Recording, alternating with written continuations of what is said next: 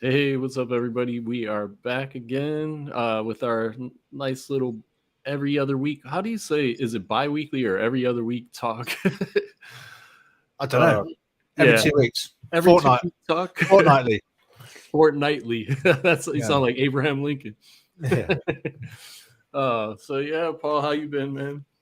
I'm good. I think since last time we were on, I got knocked off my scooter by an old lady. Got myself a little carpet burns, bad shoulder. I was more impressed actually that I actually left a massive dent in her bumper with my head. Do you know what I mean? So my Yeah, I head's all saw right. that picture. I was like, damn, you knocked the damn bumper off the thing. Luckily, I think my 25 years of playing rugby and doing silly sports allowed my neck and my head to take the impact. But it wasn't too fast. It could have been worse. But yeah, nothing much. The rain's gone in Spain. The weather's up, and yeah, business is good. Life's good. Like yourself, I know you're about to move right to Austin. Yeah, I'm getting ready to move to Austin, Texas, people. So if anybody watching is down there, let's catch up. So I'm just doing a lot of paperwork and moving and getting that all ducks in a row for that. But yeah, I'm excited about checking out the scene in Austin and going to be part of really pushing the Austin state government to legalize cannabis there. They do have a medical program, but they don't have recreational yet, and the medical program sucks. So I'm going to be part of pushing that to get to the next level. Yeah, I'm just gonna open up the Facebook group to see if there's any questions coming in or comments. Oh yeah, people that are watching, feel free to ask any questions as we're going. And even if you're stuck with anything, we can address that. So feel free to shoot any questions our way because we don't really have a lot of topics down for today. We just like to get on here and bullshit a little bit. Yeah, we got, as Matt said, we've got a few topics, guys. I'm not checking out my Facebook status. I am literally trying to find where the comments are. I've got 3 screens, so I've got a bit of a swan net going on. So yeah, we've got a mild kind of like way we're gonna give you some information. But if you have any questions, please ask. I say this whenever I do any talks and stuff, or people ask me to go and do a talk for a group. I don't want to stand on stage and literally just talk about branding. I want to be sat down with people going, what's your direct problem? Ask me the question, let's solve it. And Yeah, that's I how prefer I've that. always been. Yeah. Yeah, I like that too. And I like I was at an event recently. Um, all the talks where there was a lecture with one speaker were boring. When they had a panel, it was much better because people were bouncing ideas, people were asking questions. It's just better that way. So yeah, people, please ask us questions, put us on the spot. We're happy that we like that. Like I prefer that as well. Yeah, and Ryan's asked a brilliant question because we had this down, right? It's like, let's talk about legal D9 wave. That's funny. Yeah, we have that as one of our topics for the day. Yeah. So we could start with that actually. I was talking to Marty Marion the other day, and Marty, for those of you who don't know, he's the leading compliance expert in the CBD industry, in my opinion. And I don't know anybody that knows more than him in compliance. And he was just telling me, there's a lot of letters getting sent out to people that are selling Delta 8 and his inside sources at the FDA, they're going to ramp it up on Delta 8 people. And I've never liked Delta 8 to begin with. Like it's a semi-synthetic cannabinoid and I just like more natural, and why not go after the legal D9 wave like it just says Ryan. Facebook. Oh, yeah, Ryan. right.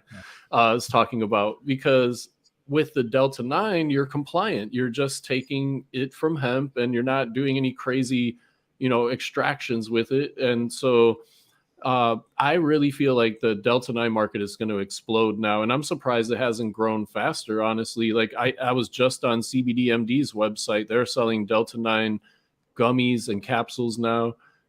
So yeah, and they're about 10 milligrams each.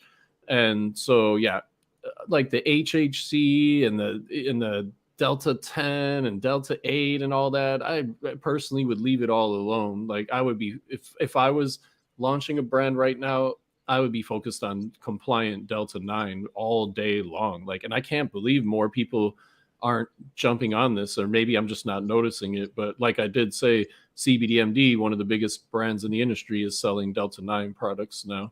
And I see somebody just commented, we're working on dropping 8 and only using 9, which is great. Yeah, I think that's the way to go, people. Like we need to police ourselves as an industry. We don't want to be like what was that shit called?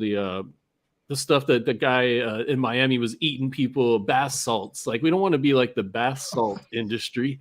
And that's what the HHC and Delta 8 reminds me of. It reminds me of like, we're just trying to get around all the loopholes, and it just doesn't feel good. Yeah. And somebody says, don't tell others to get in. Yeah, exactly. Because right now, that's the big opportunity, people, is the Delta 9. And so there's a race now to grab that market share.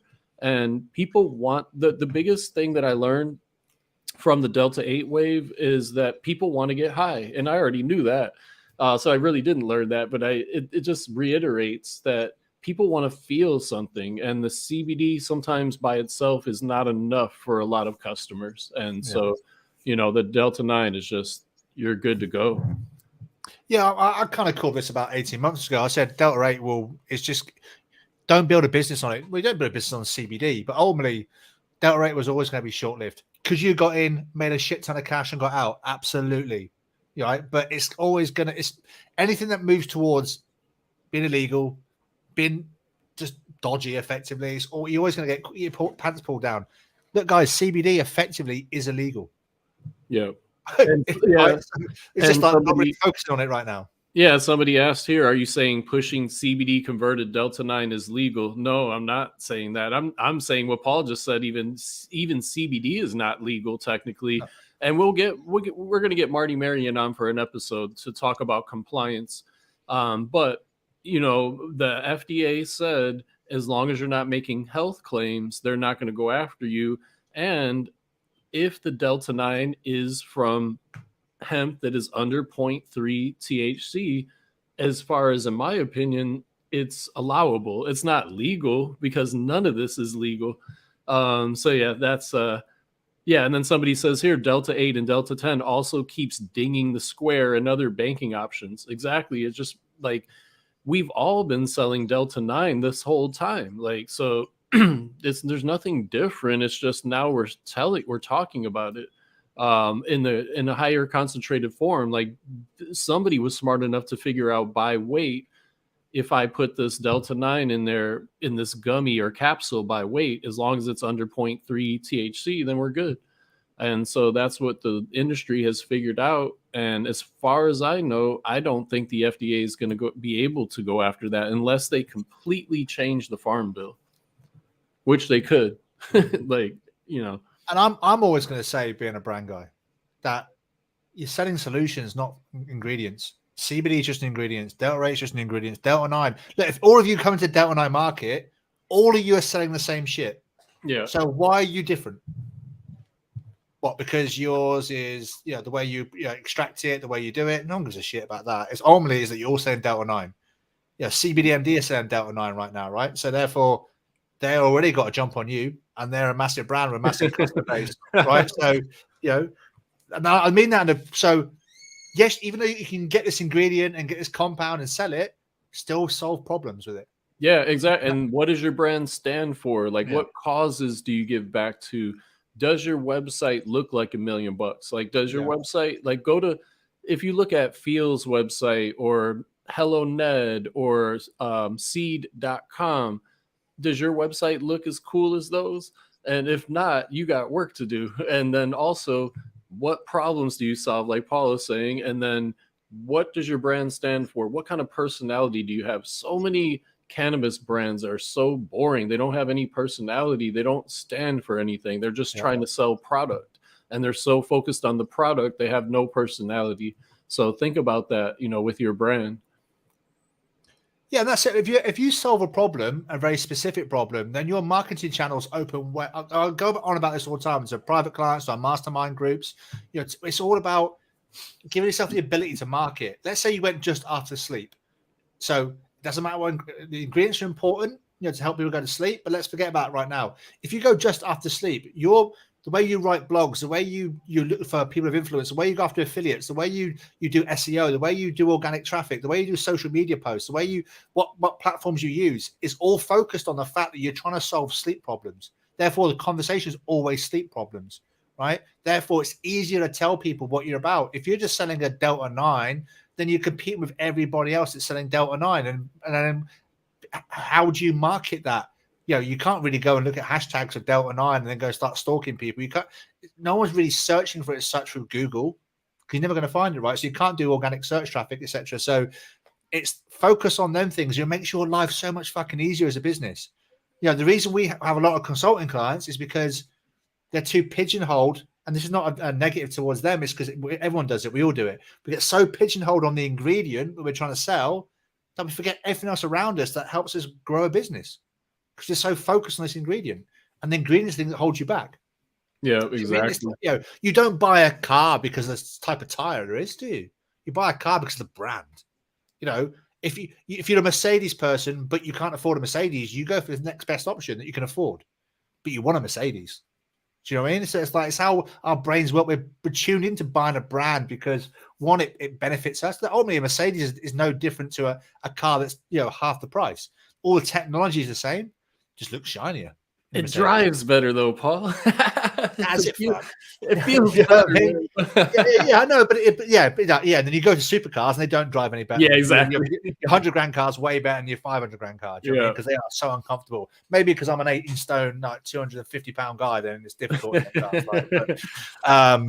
Well, yeah, somebody commented here, it's not better for all of us to sell and ask for forgiveness after with Delta 8 and Delta 10. And I agree. Like, it's making the industry look bad. Like, it's just making us look like the bath salts industry, in my opinion. Like, oh, how can we make these new cannabinoids and, get around the system? Even though, the Delta 9 has kind of found a loophole, but it's different, in my opinion. And so, yeah, I agree. It's better for us to police ourselves as an industry and do the right things so that they don't crack down on all of us. Yeah, go to Gregory's point now. He says, "Does your website look like $1 million?" That's a huge comment. He said, he's right, and you don't need a massive budget to do that. And going back to, if you just got one focus on your website is pretty simple. We put you to sleep. We help you go to sleep. We help you get to sleep, stay asleep, and wake up feeling refreshed. Your website, by looking at $1 million, is this. The websites you go to and buy off now, apart from Amazon, even though it's still professional, it looks a bit shitty. You generally buy websites that look clean and slick, and their social media is an enhancement of that. Everything they do is like that. All it takes is some simple branding and designing to create that, and your messaging. If this is what happens in the Matt's group, in the CBD Business Success group. I go, show us your website. I give you 3 things to instantly change your sales or your way you drive traffic. And then I always get, your website is really poor. Oh yeah, we know that, we're about to change it. Don't fucking launch it if it looks shit, because you're destroying your sales already. If you know it looks shit, get it sorted. You could even, like, a big key part of being a business owner, right? Unless you've got $1 million in your pocket and you can pay for people to do shit for you, is you to learn the skills to get stuff done. I had a rant today on my group about this, right? When I first came out of the military, I was basically trying to buy protein shakes for myself. Then I decided, okay, I'll start my own brand because my mates want it as well. Then I was like, shit, I can't build a website. Shit, I can't do any design stuff. So I started talking to designers, and they could never do what I wanted them to do. So guess what? I spent like 3 months learning how to build a website. I built it on Shopify, even though I'm known for not liking Shopify. And I learned how to use Photoshop. And guess what? I suddenly learned how to do all my own design and everything.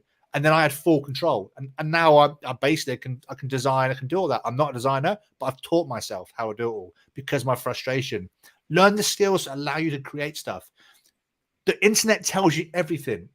And this leads me on to people sometimes in my group that complain that, oh, why haven't you done a free course? I've got 3 years of fucking free information. Matt's got like 4 years of free information in his group, how to build brands, how to get traffic, how to get sales, how to go and do stuff.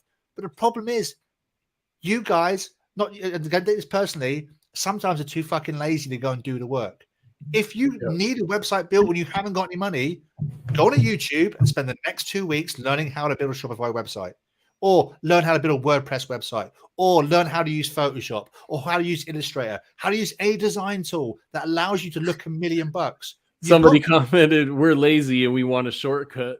Yeah, absolutely. And people are. I like the honesty, man. No, but that's it. But then you can't complain when shit's not moving forward because you're too lazy.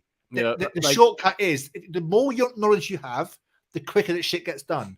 And we all have the same amount of time during the day. It's just, are we willing to put the effort in? Yeah. Like, everyone does want a shortcut. And those that want a shortcut and have got money, pay the likes of me and Matt to consult, build brands, build websites, run ads, do all that for them. Yeah. But if you haven't got that money, don't complain that you ain't got the resources, because you have. You've got you. Exactly. I am as thick as a whale omelette. I scraped my way through school. I scraped my way through the military, even though I got to a high position.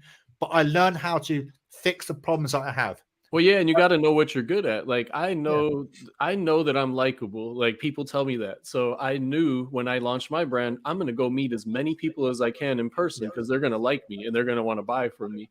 And so what did I do?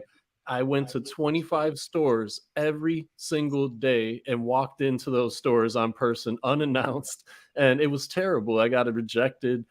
Out of 25, I might have got 1 or 2 accounts, but that guess what? I got 1 or 2 accounts every day. And so, yeah, I got rejected 23 times a day, but I got 1 or 2. And so you just got to keep plowing through, roll your sleeves up and do the hard work that nobody else wants to do. And thank God I'm from Chicago and we're known for just hard work. That's all we care about in Chicago. And so that's the culture that I grew up in. And when I came to San Diego, I was like, man, these people are lazy as shit. I'm going to dominate out here. So and just generally speaking, of course, there's hardworking people everywhere, but I've just got a fuck you watch attitude. I've always had it. Do you know what I mean? It's like even at school, like I remember the careers officer, or what they called, come in like, what do you want to do when you leave school? Everyone's going like, I went to a half decent school, even though I was still the lowest in the class when it came to stuff. They were going like, oh, doctor, physician, I want to do a history teacher. I'm like, I want to be in a boy band. I didn't have a clue what I want to do. I just said boy band because it sounded funny and it made the class laugh, right? I was a jackass. And I was always told by teachers, you'll do nothing with your life. You know, well, in their opinion, I probably haven't done anything. I've traveled the world, been in the military, seen everywhere. And now I am self-employed, live at home in Spain, live in the sun. So I think I'm doing all right. But I have this attitude of, if I can't do something, I have to find out how to do it. You know, I've just got that sort of like slightly addictive personality for that. Hence why I got addicted to wine for 4 years in Spain and put some chub on. Somebody says, here comes the Paul boy put that together. That's Michael, who's in that's a good one, Michael. But I didn't know at school. It's like you would have called me autistic at school because I wasn't interested in school. I was interested in doing shit that I enjoyed. And that was I didn't take a book home. I was in honors classes in high school. I was actually a year ahead too. Like they put me in sophomore classes freshman year and honors, but junior, senior year, I didn't even take a book home and I still got a C+ average. But I could have gotten straight A's if I would have actually like taken the books home. You made something important there a few minutes ago, Matt. You said, know what you're good at. Yeah. And know what you're good at and go and double down on it and understand what you're shit at. And what you're shit at, outsource, get someone else to do it for you. It's simple as that. You know, it's like so you know what you're good at, double down on it. What you're not good at, try and get someone else to help you with it. Yeah, that's why me and Matt work together, because Matt's got a load of skill sets that I am shit at and he's great at, and vice versa. Yeah, when it comes to tech, and I'm not even though I'm not a techie, I learn how to do stuff. I need to do it. But so we what's the right word I'm trying to think of? Our skill sets married together to complete something, which we do. So it's just knowing that. So when people say to me, "Oh, I need to get a business partner," it's like, well, that's first off, you're asking that question is a bit strange, right? Because you don't want to find a business partner. You need people with skills that can help your business, like an investment into your business. Just because someone can throw a load of money at it doesn't mean it's a good thing. Is what skills they bring and what does that money do to your business? Because if you're still doing okay, but you've got a massive gap in your business, if that money doesn't fill that gap of the skills you need, then you're just going to have more money and the same problems moving forward. And I've seen brands burn hundreds of thousands, if not millions of dollars because they didn't have that figured out. Hey, dude, I told you about that brand that spoke to me, a 1.2 million in, and they weren't making any sales because they built a business, they built a brand around what they like design wise, what like his wife liked, so I should say. and then they're going to call me like, can you do us a favor and like do this for free until we start making sales? I'm like, what? It's like, they had the best agency in New York do shit for them and stuff like that. Yeah, after they spend $1 million, they want you to work for free. I was like, not happening. They spent 70 grand on a brand book, which was just loads of pictures of kids in Africa pulling seeds out of the ground and saying giving back. It was mental. But so the point is, guys, if you have a skill set that you're not great at or you need doing, so going back to does your site like $1 million, go and teach yourself. even though I say Shopify is not the perfect place to build a brand, that is because you need to build it on, I say WordPress, so therefore you've got SEO juice in the future. But if you're a brand starting out and you're under like 20 grand a month, build it on Shopify. Shopify is super simple to build. If you just go and Google, YouTube tells you everything. You can literally change everything in your life on YouTube. You can probably learn to drive on YouTube. So it tells you everything. And then if you want a little more in depth, go on Udemy. The courses are like $10. Yeah, exactly. Yeah. And you could get some really good courses on there. I used to get a lot of courses on there. I haven't in a while, but they're like $10.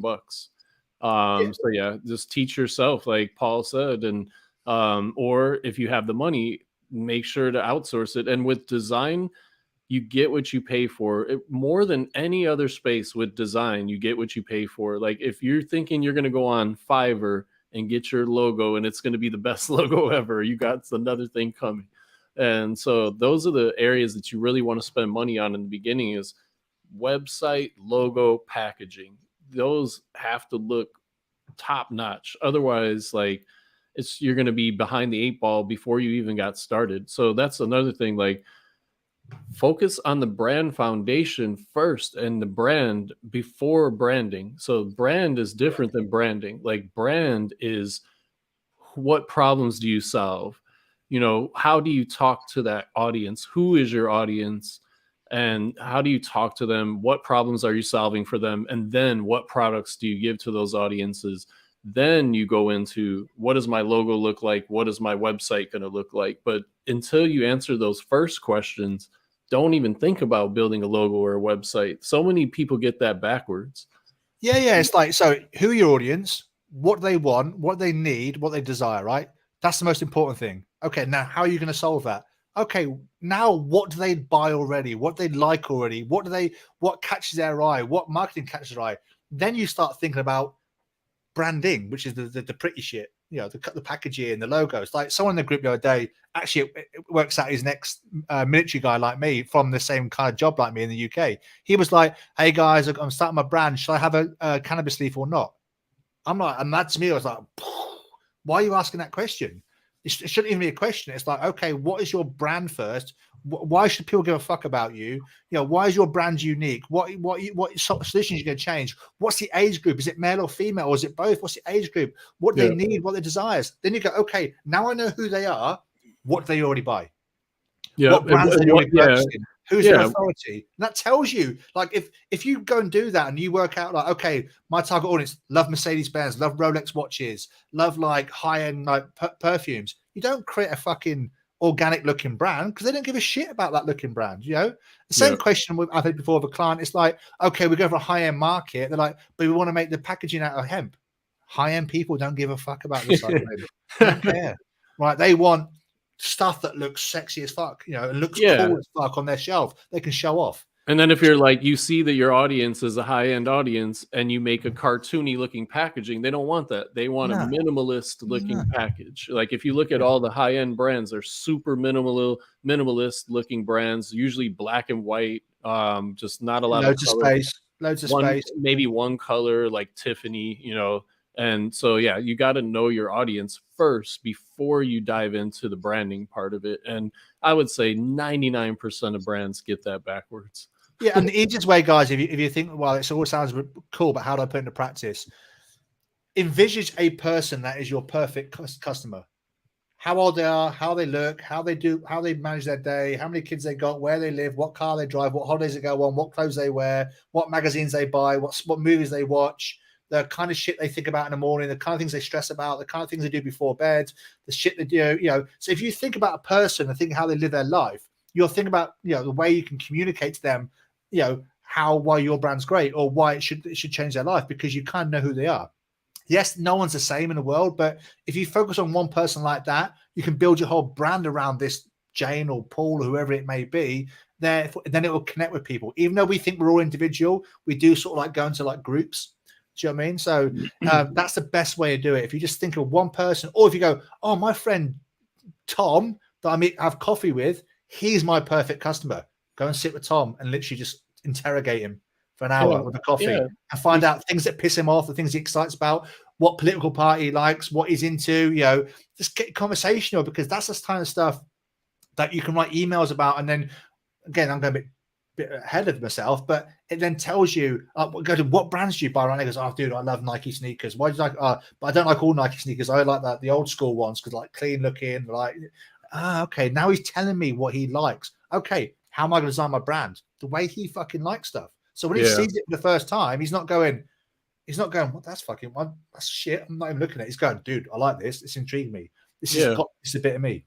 And a good example of that is Flow Vitamins, FLO. Like when you hit their website, they know their audience. It says periods suck, and it's a vitamins for that time of the month. And so, you just got to know your audience. Once you do know the audience, then you could talk to them in their language and how, once they hit that website, they're like, oh shit, this is for me. Like, and so if you're trying to sell to everybody, how can you do that? It's just impossible. You sell to nobody. You sell to nobody when you try to sell to everybody. Yeah, unless you're like CBDMD or Medterra, they're selling to everybody. But guess what? They're spending millions of dollars a month to market. And so if you have millions of dollars, then go ahead and sell to everybody. But if you don't, you got to narrow your market down to at least solving a problem or targeting an audience or both. Yeah, the question guys, I like to swear. It's like, why should they give a fuck about your brand? Ask that question to yourself. If you haven't got, if yours is, we're seed soil to seed or seed to soil or whatever it is, or we're premium, no one gives a shit. We're organic, no one gives a shit. We're CO2 extracted, pharmacist formulated. They don't care. Why should they care? Why should they stop their daily life and go, I tell you what, these guys are interesting. These girls are interesting. I like what they're doing. They've got my attention. They might not buy from you, but you've got to get someone's attention. Do you know what I mean? It's like, why should they stop their life with all the other brands out there that's selling the same shit as you? Stop and go, I like what these people are doing. Do you know what I mean? That's what you got to think. Why should they give a fuck about you? I think Ryan's just put in the message before, but I've been operating without a clear target audience since 2017. Been working on a full rebrand a few months, and I'm very invested in. I'd be interested in having you pick it all apart and give me honest feedback. Ryan, please DM myself or Matt, probably me, and I will happily look over what you've done so far, but be prepared to be asked a million questions. And I will make you feel uncomfortable in a nice way because I care. Yeah. Because if you don't ask the questions I mentioned before, then you're going to be left scratching your head. Yeah. And that's why when I build brands with people, they're like, what do you mean you're going to wait for 10 days to do research? I research the market for 10 days, look at opportunities now, opportunities in the future, what they like. So I get my head into the consumer. So therefore, I know what to build. Anyone can design pretty shit. Anyone. And there's a million people way better than me to design pretty shit. It's my expertise is in digging down into the customers and find out exactly what annoys them, what pisses them off, what excites them, what gets them horny. Do you know what I mean? Yeah. That's the kind of thing you need to think about. That's why I say find someone and interview them, interrogate them, and find everything about them if they're your target market, and then write everything down. And then everything you've written down is pretty much a title for an email or a post. This stuff works, people. Like one of our clients is implementing a lot of this stuff, and they went from 30 grand a month to 69 grand last month, and in a matter of months. And so this stuff works. And all it was communicating better with the target audience, and that was it. They didn't and more frequently, more marketing. More frequently. They didn't spend any more money. It was just implementing what our consulting techniques that we teach, and we know what works, people. So you're getting this for free here. Implement. We'd love to hear your successes as you implement some of the things we're talking about, and we're always happy to give feedback and help out. That's why we do what we do. We want to help the industry and help you avoid mistakes. Like I remember I got burned $30,000 from an SEO guy that I didn't have $30,000 to lose.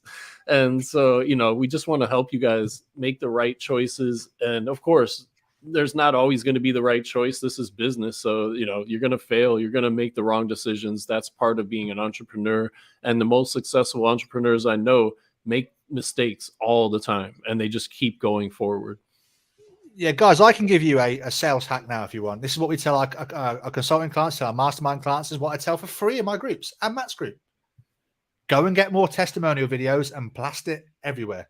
Stories, social media, and you'll get more sales. Guess what I tell fitness instructors when they're trying to sell their services? What to go and do? Get more testimonials. Testimonials and before and after pictures, because they fucking sell.